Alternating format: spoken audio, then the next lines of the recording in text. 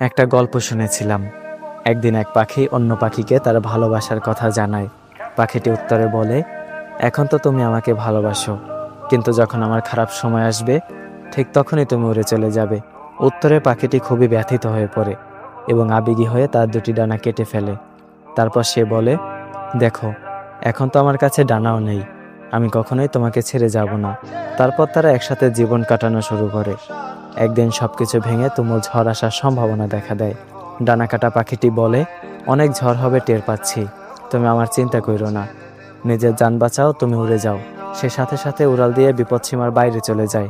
পরক্ষণে জানতে পারে তুফান আর আসেনি। সে আবার সেই পাখিটির কাছে ফেরত যায়। গিয়ে দেখে পাখিটি মারা গেছে, আর তার সাথে একটা চিঠি পায়। সেখানে লেখা ছিল, যদি তুমি উড়ে যাওয়ার আগে শুধু একটিবার আমাকে বলতে, আমি চলে গেলে তোমার কি হবে, তাহলে হয়তো আমি তুফান আসার আগে কখনোই মরতাম না। এই পৃথিবীতে এমন কিছু মানুষও ঠিক উড়ে যাওয়া পাখির মতো।